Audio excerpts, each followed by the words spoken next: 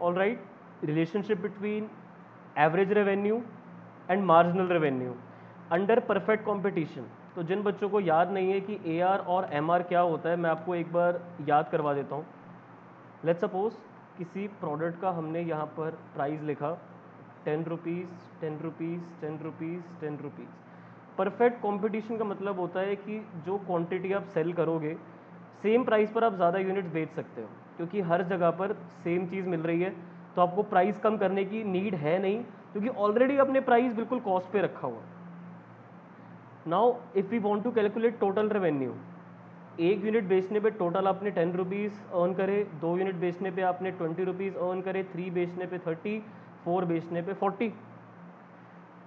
Marginal revenue is the additional revenue. जब आप कुछ भी नहीं बेच रहे थे तो 0 अर्न कर रहे थे, आपने एक यूनिट बेची है तो 10 का रेवेन्यू आपका प्लस हुआ है, तो 10। फिर 10 से 20 में फिर से 10 आपने एक्स्ट्रा अर्न करे, 20 से 30 में फिर से आपकी 10 रुपीज़ इंक्रीज़ हो गए, और 30 से 40 में फिर से आपके 10 रुपीज़ इंक्रीज़ हो गए। तो ये जो आपका रेवेन्यू में मार्जिनल चेंज आ रहा है, ये मार्जिनल रेवेन्यू से ही डिनोट करा जाता है। फिर आता है आपका एवरेज रेवेन्यू। 10 रुपीज़ आपने कमाए एक यूनिट बेच के, तो एवरेज 10 का है। 20 रुपीज़ आपने अर्न करे 2 यूनिट बेच के, तो एवरेज यहाँ भी 10 का है, पर यूनिट 10 ही हुआ ना। 30 रुपीज़ आप अर्न कर रहे हो जब आपने 3 यूनिट बेची, तो पर यूनिट आपने 10 रुपये कमाए, और यहाँ पर भी 40 पे आप 40 रुपीज़ आप कमा रहे हो 4 यूनिट्स पे, तो यहाँ पे 10 रुपीज़ करोगे। So this is the difference between your total revenue, marginal revenue and average revenue. So in this particular lecture, what we are going to do is to understand the relationship between marginal revenue and average revenue when price doesn't change at all. So दोनों same है जैसा कि हमें दिख ही गया, तो बस इसके साथ ही रिलेशनशिप खत्म भी हो चुका है. This is exactly what we had to do in this particular lecture. अगर प्राइस कांस्टेंट रहता है, प्राइस चेंज नहीं होता है, तो व्हाट विल हैपन? अगर प्राइस कांस्टेंट रहेगा तो अगर आप एक एक यूनिट एक्स्ट्रा बेचोगे तो जो आपका एडिशनल रेवेन्यू होगा वो प्राइस के ही तो बराबर होगा. अगर 10 रुपये का प्राइस है किसी चीज़ का, आपने एक यूनिट बेची तो आपने 10 रुपीज़ अर्न करे, आपने 2 यूनिट बेची तो 20 रुपये कमाए, तो कितना बढ़ गया? 10 रुपीज़ से आपका रेवेन्यू बढ़ गया, तो वो प्राइस के बराबर है. And average revenue is always equal to price, and if it is equal to MR also, then they will be equal. So if I have to make one graph and I have to make average revenue and marginal revenue on y-axis, because quantity is to be put on x-axis by default. तो कितनी quantity आपने sell करी, तो if you are selling 1, 2, 3, 4, whatever units you are selling, AR and MR are constant at 10. So even at 1 unit they are 10 for 2, 10, 10, तो it will be a straight line. Because कितनी भी quantity का बेच लो, आप 1 बेच लो, 2 बेच लो, 3 बेच लो, 4, AR MR आपके 10 रहेंगे. तो this particular line is my AR, this is also equal to MR. Let's look it from the notes also. Relationship between average revenue and marginal revenue and price doesn't change.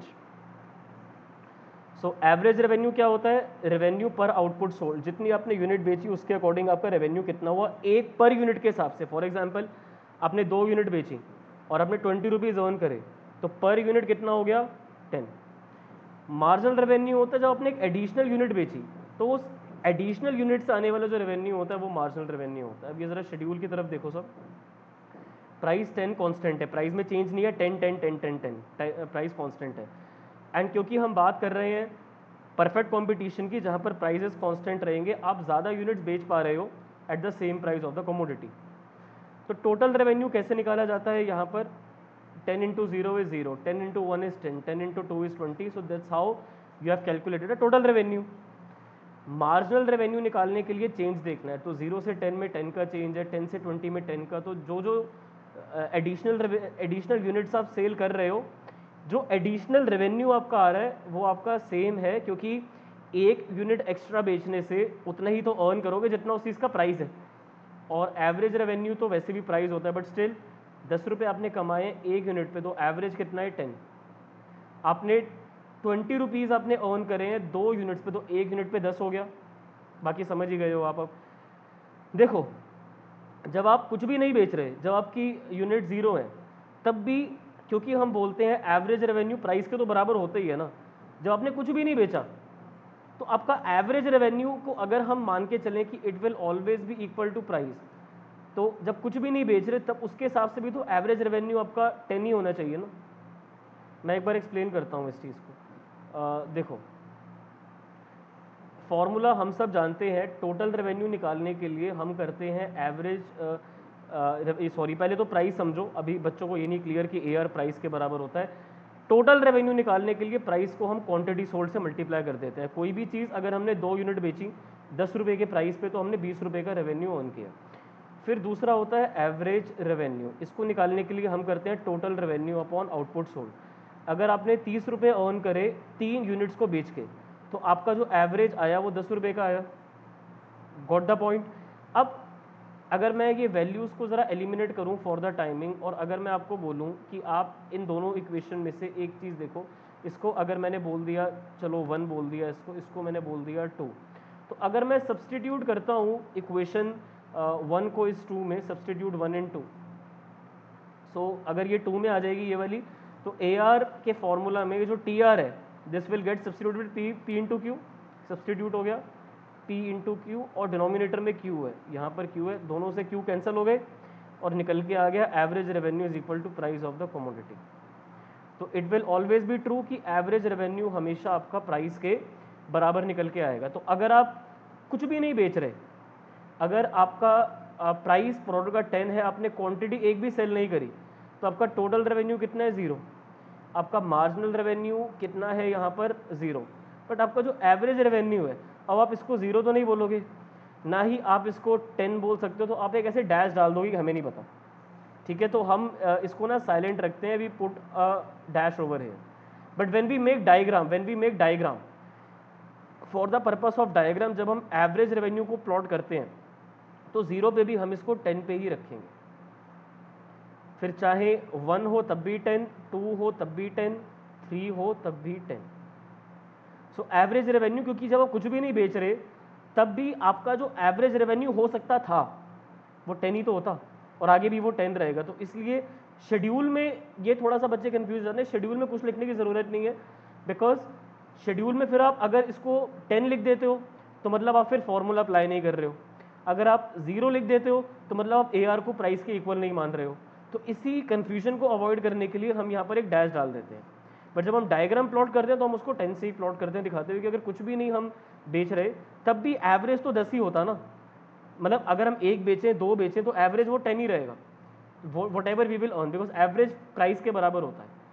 Fine, तो average, तो graph वहाँ से start होगा। तो इसलिए जैसे कि आप देख सकते हो, ग्राफ हमने यहाँ 10 से स्टार्ट करा है, कुछ भी नहीं बेच रहे तब भी हम एवरेज यहाँ 10 को ही मान के चल रहे हैं।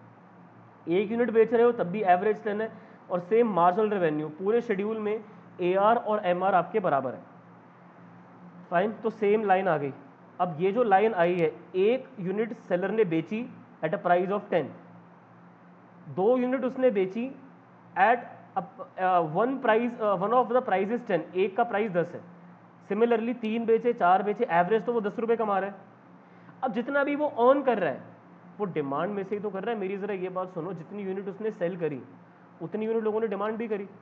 तो इस लाइन से डिमांड कर भी तो समझ में आ रही है, क्योंकि 1 यूनिट लोगों ने, people have bought this, that means लोगों ने इसकी डिमांड करी है, तभी तो ये सेल हुई है। जब 2 यूनिट लोगों ने खरीदी मतलब डिमांड करी, जब 3 यूनिट बिकी तो लोगों ने डिमांड करी, तो ये डिमांड कर भी तो हो गई ऐसे। तो ये लाइन अगर AR MR दिखा रही है तो ये डिमांड कर भी तो दिखा रही है, और प्राइस भी दिखा रही है, क्योंकि प्राइस 10 कांस्टेंट है। तो ये एक मल्टीपर्पस लाइन हो गई। ये जो लाइन अभी हमने प्लॉट करी, it's a multipurpose line. I will plot it over here for all of you. The line goes like this, the line goes like this. Let's suppose that this is 10 only. So if you are selling 1 unit, the average is 10. If you are selling 2 units, average is still 10. If you are selling 3 units, average is still 10. If you are selling 4 units, average is still 10. So average revenue is constantly 10 at all the levels, because AR is equal to price. AR price के बराबर होता है, and because in this particular case, when you are keeping the price as constant, your additional revenue will also be equal to marginal revenue.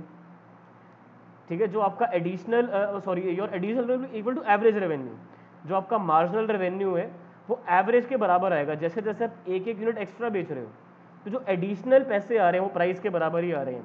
अगर आपने 1 packet chocolate का बेचा तो 10 रुपये आपने अर्न करे, 2 पे 20, कितना ऐड हो गया? 10 रुपये तो ऐड हुआ।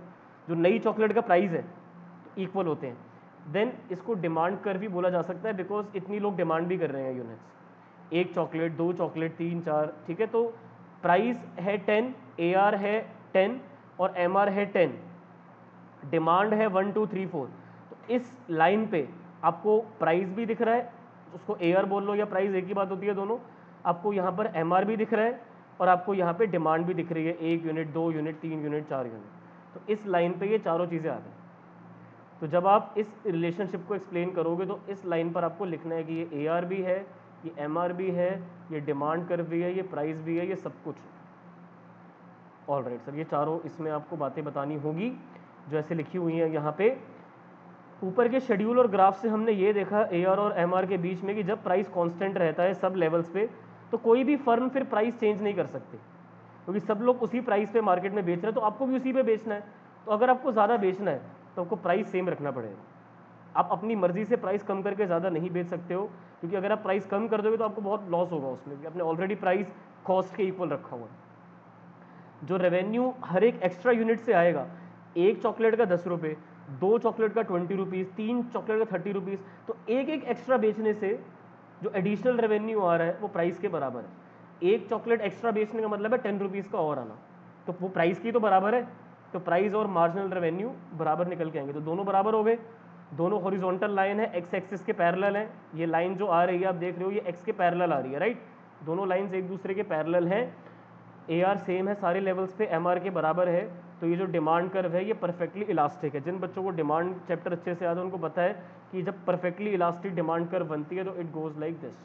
कुछ भी हो सकती है ना, यहाँ भी जा सकती है, यहाँ भी जा सकती है, कहीं भी जा सकती है। तो इतना कुछ करने के बजाय हम ऐसी डिमांड कर्व बना देते हैं। परफेक्टली इलास्टिक मतलब कहीं कुछ भी डिमांड हो रही है, कभी इतनी, कभी इतनी, कभी इतनी, है ना, कभी भी डिमांड कर्व कहीं भी जा रही है। तो that's why it's known as perfectly elastic demand. तो बस यही रिलेशनशिप है TR का और AR का और MR का, जब प्राइस सेम रहता है इन परफेक्ट कॉम्पिटिशन। तो this is the relationship between average revenue and marginal revenue when price remains constant. सबसे पहले डिफाइन दोनों की, फिर शेड्यूल, फिर ग्राफ, फिर इन दोनों के बेसिस पे आपको बताना है इनका रिलेशनशिप, बस। So this was the relationship between AR MR under perfect competition.